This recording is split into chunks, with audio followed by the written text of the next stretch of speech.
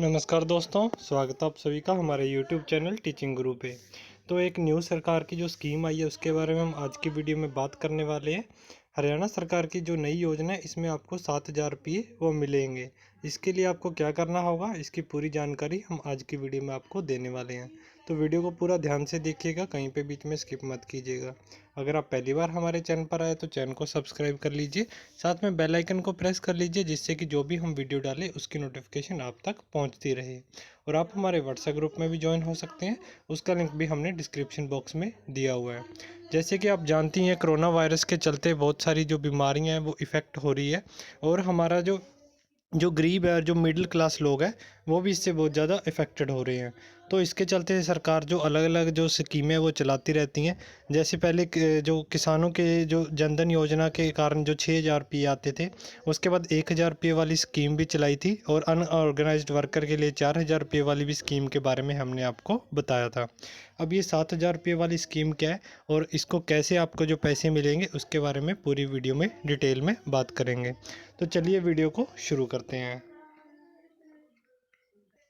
तो यहाँ पे आप देख सकते हैं, इन्होंने साफ साफ यहाँ पे बताया हुआ है, किसानों को दान नहीं बोने पर जो 7,000 रुपये प्रति एकड़ की अगर आपकी ज़मीन है तो उसके हिसाब से जो हरियाणा सरकार की नई स्कीम है उसके डिटेल में बात करेंगे। तो बेसिकली जैसे आपको पता ही है कि जैसे कि हम दान बोते हैं तो उससे बहुत ज़्यादा जो पानी है वो यूज़ करना पड़ता है, जिससे कि हमारा जो ग्राउंड वाटर का लेवल है वो बहुत ज़्यादा नीचे जा रहा है। तो इसमें एक सरकार ने एक जो स्कीम है वो निकाली है, जिसमें मेरा पानी मेरी विरासत स्कीम का जो नाम है वो रखा गया है। तो इसके बारे में थोड़ा देख लेते हैं कि क्या क्या सरकार ने इसके द्वारा क्या जो दिशा निर्देश दिए गए हैं। हरियाणा में राज्य सरकार ने सालों पुरानी पानी की समस्या को सुलझाने की दिशा में एक कदम वो आगे बढ़ाया है। इसके तहत सरकार दान की बुआई न करने पर प्रोत्साहन देगी। हरियाणा सरकार ने हाल ही में मेरा पानी मेरी विरासत स्कीम का ऐलान किया है, और कहा है कि वह किसानों को 7,000 रुपये प्रति एकड़ देगी, जिससे उन फसलों की खेती करने के लिए बढ़ावा मिलेगा जिसमें कम पानी खर्च होता है, जैसे मक्का और दालें। सरकार ने यह भी कहा है कि वह मक्का और दालों को न्यूनतम समर्थन मूल्य MSP पर खरीदेगी, जिससे इन फसलों की खेती करने में मदद मिलेगी।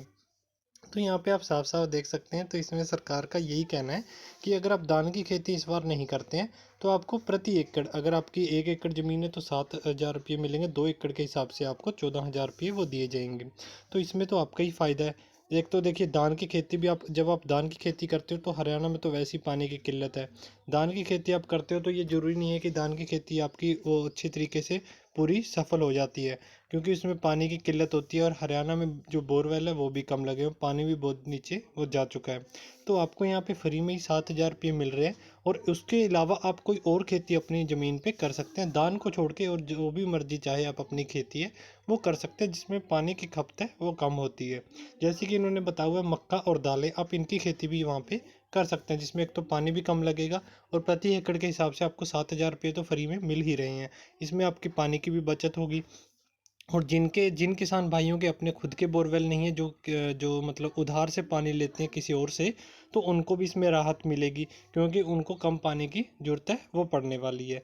और जो इस सरकार ने ये भी कहा है कि मक्का और दालों को जो न्यूनतम समर्थन जो मूल्य है MSP पर उसमें खरीदेगी, और जिसमें कि आपके जो भी किसान भाई होगा उन सभी का फ़ायदा होगा। उसके बाद किसानों को ज़्यादा प्रोत्साहन देने की इसमें ज़रूरत है, क्योंकि किसान शक्ति संघ के अध्यक्ष चौधरी पुष्पेंद्र सिंह ने फाइनेंशियल एक्सप्रेस ऑनलाइन को कहा है कि राज्य सरकारों के ऐलान के कई किसान धान की खेती को छोड़ नहीं सकते हैं। ये जरूरी नहीं है कि जैसे कि मैंने सभी धान की खेती को वो छोड़ देंगे। कोई जैसे जिन्होंने बोरवेल लगाए हुए हैं, जो यही कहते हैं कि हमें सिर्फ धान की खेती पता है कि कैसे करते हैं, तो इसको नहीं छोड़ सकते हैं। तो उनके लिए भी देखिए क्या कहा गया है। उन्होंने बताया कि किसानों को दालों और तिलहन की खेती करने के लिए ज़्यादा प्रोत्साहन करने की ज़रूरत है। उन्होंने कहा कि सरकार किसानों को दूसरी फसलों की खेती करवाना चाहती है, तो वो उन्हें 7,000 रुपये प्रोत्साहन को काफ़ी बढ़ाना चाहती है। ठीक है, तो सरकार का यही कहना है कि जैसे कि देखिए, एक बंदा धान की खेती कर रहा है, उसको पानी भी ज़्यादा इस्तेमाल उसको करना पड़ेगा, और भी ज़्यादा उसको देख रेख है वो भी ज़्यादा करनी पड़ेगी। और अगर दूसरा कोई व्यक्ति है, दूसरा किसान है, वो अगर धान की खेती नहीं करता है तो 7,000 रुपये उसको एक इनाम के तौर पे उसको दिए जाएंगे। और दूसरी खेती तो वो करी, कोई ना कोई खेती तो उसकी अपनी ज़मीन पे वो करेगा, खाली तो अपनी ज़मीन को छोड़ेगा नहीं। तो 7,000 रुपये उसको अलग से मिल गए। जो उसके ऊपर खेती करेगा उसका जो मुनाफा होगा वो भी उसको मिलेगा। और अगर ज़्यादा इसमें जो ज़्यादा किसान जुड़ जाते हैं तो इसकी जो रकम है उसको भी आगे बढ़ाया जा सकता है। उसके ऊपर यहाँ पे सरकार ने कहा है कि इसको इनाम को बढ़ाने के लिए, क्योंकि देखिए अगर किसी इनाम को अगर हम बढ़ा देते हैं तो उसके ऊपर जो उसके अंदर जैसे प्रतियोगिता होते हैं, जो जुड़ने वाले होते हैं वो भी ज़्यादा हो जाते हैं।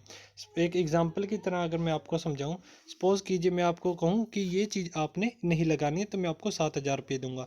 तो मान लीजिए 100 में से 50 किसान इसके लिए राज़ी हो जाते हैं, मगर मैं उसके बाद बोलता हूँ कि मैं आपको इसके, अगर आप ये खेती ना करते हैं तो मैं इसके आपको 20,000 रुपये दूंगा। तो 50 जो 100 जो किसान थे उसमें से 80 फिर से मान जाएंगे, सिर्फ 20 ही बचेंगे जो सिर्फ धान की खेती करेंगे। तो इसका मतलब ये कि अगर हम इनाम को बढ़ा देते हैं तो जो खेती करने वाले किसान हैं वो धान की खेती को छोड़ के दूसरी खेती पे आ जाएंगे। तो अगर सरकार यहाँ पे देखिए, अगर सरकार किसान को 20,000 रुपये प्रति एकड़ तक बढ़ा देती है और न्यूनतम समर्थन मूल्य एमएसपी को भी 15 से 20 रुपये फीसदी की वृद्धि करती है, तो किसान उन फसलों को बोने की ओर आकर्षित हो सकते हैं। तो ठीक है, तो यही कहा गया कि अगर प्रति एकड़ अगर हम 20,000 रुपये कर दें तो 20,000 रुपये तो देखिए बहुत बड़ी रकम होती है। और हमें सिर्फ करना क्या, हमें अपनी खेती ही बदलनी है। तो 20,000 रुपये अगर हम उसको 20,000 रुपये अगर हम मिल रहे हैं प्रति एकड़ के हिसाब से, तो वो तो हमें फ्री के मिल रहे हैं जो 20,000 रुपये मिल रहे हैं, और बाकी हम उसमें खेती तो कर ही रहे हैं। तो उन्होंने कहा है कि उन फसलों को बोने की ओर आकर्षित हो सकते हैं जिनमें कम पानी खर्च होता है। इसके अलावा उनके मुताबिक सरकार को यह सुनिश्चित करना चाहिए कि इन फसलों की बुआई के बाद इनकी खरीदारी हो। अब बहुत सारे किसान भाइयों का ये भी सवाल होगा कि जैसे धान की खेती जब हम करते हैं तो हमें पता है यहाँ पे हमें बेच के आनी है, इस रेट पे हमारी ये यहाँ पे बिकेगी, ठीक है। और अगर आप कोई और खेती करते हैं तो उसमें ये भी प्रॉब्लम आ जाती है कि हमारी जो हमने उगाया है उसको खरीदेगा कौन। जैसे हमारे पास पता है कि हमें जो धान हो गया, जैसे कि हम चावल बोलते हैं, और जो कनक होगी उसकी तो पता है कि हमें यहाँ पे मंडियों में यहाँ पे बेच के आ जानी है। मगर जो दूसरी खेती हम करेंगे दाल की, तिलहन की और कोई मक्का की कोई खेती करेंगे तो उसके लिए मंडियाँ भी होनी चाहिए। तो यहाँ पे सरकार ने पूरी यहाँ पे बोला गया है कि सुनिश्चित किया गया है कि आपकी जो भी फसल आप बुआई करोगे उनकी खरीदारी सरकार द्वारा वो की जाएगी। और धान की खेती के कोई दूसरे फायदे भी है, वो भी ज़रा देख लीजिए। इस कदम से हरियाणा के पानी को गिरते स्तर से मदद मिलेगी। जो जैसे कि हमें पता है कि पानी नीचे जा रहा, पहले बोरवेल 100 पे लगता था, 150, 200, 300 पे चला गया है।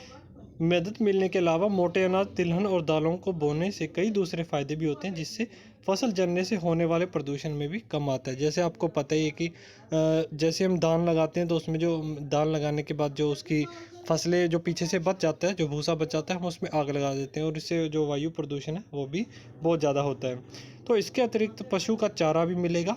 अगर आप कोई और फसल लगाओगे जैसे कि दाल और तिलहन और कोई अनाज लगाओगे तो इससे हमें जो पशु के लिए वो भी चारा भी मिलेगा। खाद्य तेल के आयात पर भारत की निर्भरता भी कम होगी और मिट्टी में नाइट्रोजन भी आएगी। सिंह ने कहा है कि इन सभी चीज़ों को लाभ लेने के लिए किसानों को भारी मुआवजा भी दिया जाना चाहिए। जैसे कोई भी किसान अगर अपनी खेती से दूसरी खेती में बदलता है तो उसको मुआवजा तो मिलना ही चाहिए, क्योंकि उसको जो न्यू खेती करेगा, नवी खेती करेगा, उसको तो उसके बारे में पता ही नहीं है कि इसको कैसे उगाते हैं, कितने टाइम बाद काटना है, कब इसके अंदर स्प्रे करनी है, कब क्या करना है। तो इसलिए उनको सरकार के द्वारा उनको मुआवजा दिया जाएगा, जिससे कि आपको अच्छे तरीके से कोई नुकसान आपको किसी भी तरीका कोई भी नुकसान ना हो। हरियाणा और पंजाब जैसे राज्यों में धान की खेती पर हमेशा से चिंता रही है, क्योंकि इस फसल के को पैदावार के लिए काफ़ी पानी की जरूरत होती है। आप जानते ही होंगे कि सबसे ज़्यादा जो धान है वो पंजाब और हरियाणा में ही उगाई जाती है। और पंजाब में तो चलो फिर भी पानी है, मगर हरियाणा में तो पानी की बहुत ही यहाँ पे किल्लत है, वो देखने को हमें मिलती है। जिससे इन राज्यों में जल की कमी हो जाती है। 1 किलो चावल पैदा करने के लिए 2,000 से लेकर 5,000 लीटर पानी लगता है। तो आप यहाँ पे देख सकते हैं, जब हम 1 किलो अगर चावल की खेती करते हैं तो उसमें हमारा 2,000 से 5,000 लीटर पानी वो लग जाता है। तो ये एक चिंता का विषय है, क्योंकि आगे वाली जनरेशन है उसके लिए, उनके लिए पानी की यहाँ पे किल्लत है वो आ सकती है। बहुत सारे आपने ऐसे भी राज्य देखे होंगे जहाँ पे 2-2, 3-3 या फिर 5-5 किलोमीटर औरतों को दूर जाना पड़ता है पानी लेने के लिए, वो भी पीने के पानी के लिए। और हम पंजाब और हरियाणा में बहुत सारा पानी है वो धान की खेती में वेस्ट है वो कर देते हैं। तो सरकार का यही फैसला है कि हमें पानी की आगे बचाने, आगे जो हमारी पीढ़ियाँ होगी उनके लिए पानी को बचाना हमारे लिए ज़रूरी है। तो आज की वीडियो हमारी यही थी कि अगर आप अपनी जो खेती है उसको चेंज कर देते, जैसे धान की खेती है, अगर आप उसको बदल के कोई और खेती यहाँ पे करते तो आपको 7,000 रुपये प्रति एकड़ अभी रखा गया है। इसका न्यूनतम मूल्य ये रखा गया कि 7,000 रुपये प्रति एकड़ मिलेगा, मगर इसको बढ़ाया भी जा सकता है और इसको कम से कम भी 20,000 रुपये तक प्रति एकड़ तक इसको किया जा सकता है। तो मैं तो यही सलाह दूंगा कि अगर आप चाहते हैं तो अपनी खेती को थोड़ा बदल दीजिए, धान की खेती को बदल के कोई और खेती जैसे दाल हो गया, तिलहन हो गया, मक्के की खेती वो करनी शुरू कर दीजिए। एक तो आपको सरकार की तरफ से जो फ्री का पैसा है वो मिलेगा, और दूसरी आप एक न्यू खेती की टेक्निक भी सीख जाओगे। पानी बचाने में आपका ये बहुत बड़ा जो योगदान है वो होने वाला है। तो अगली वाली वीडियो में हम इसके बारे में और भी डिटेल में बात करेंगे कि जो जो किसान इसके लिए अगर खेती को बदलना चाहते हैं तो वो नीचे हमें कमेंट करके बता दीजिए। आज की वीडियो आपको कैसी लगी वो नीचे कमेंट करके हमें ज़रूर बताना, ताकि हमें भी सहानुभूति मिलती रहे और हम आगे भी ऐसी ही वीडियो आपके लिए लाते रहें। धन्यवाद वीडियो देखने के लिए। कुछ भी पूछना हो, इसके रिलेटेड कोई भी जानकारी लेनी हो तो नीचे कमेंट करके हमसे ज़रूर पूछिएगा। धन्यवाद।